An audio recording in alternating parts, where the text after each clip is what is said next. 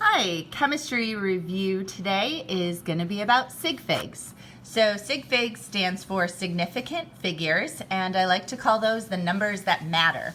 So let's say we heard that there were 52,000 people at a baseball game.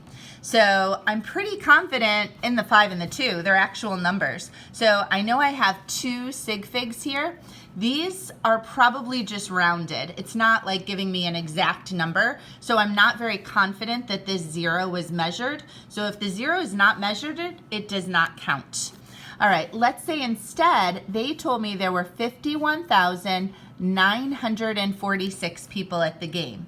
That's an exact number. That was measured. They counted how many people were there. All of those numbers matter. So that gives me 5 sig figs.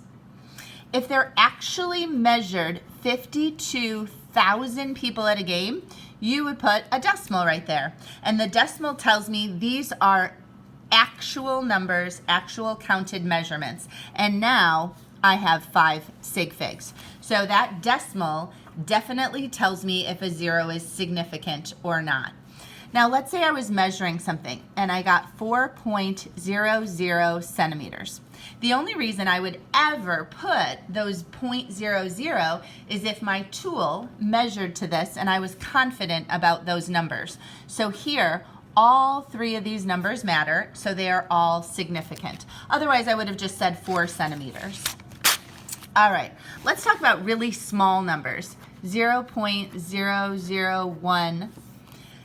These are placeholders. Placeholders are not significant. They are simply telling me that it's just a very small number. I could rewrite it in scientific notation and I wouldn't even include them. So they are not significant. So this number only has 1 sig fig.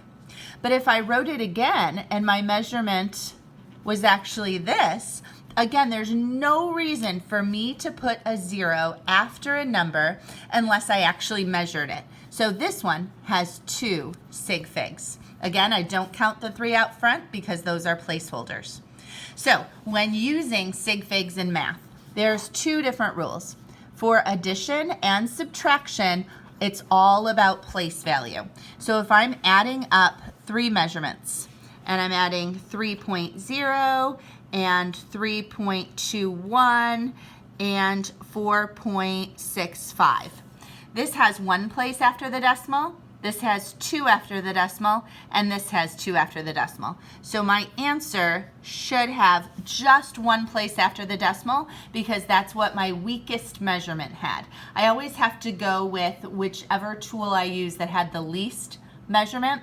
So this one only went 1 place past the decimal, so my answer just goes 1 place past the decimal. I use normal rounding rules, which means that if it is 0.5 or higher, I round up. If it's not, I keep the number. All right, over here, if you are multiplying or you are dividing, then you go by the number of sig figs. So for example, if I'm solving for density, density is mass over volume. So let's say I had 31.0 divided by 46.2.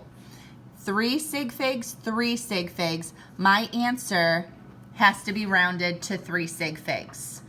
All right, so if you have questions about sig figs, definitely come see me. It's something that students sometimes struggle a little bit with, but once you realize you're just looking at what numbers were measured and what numbers matter, that will help you a lot. Have a great day.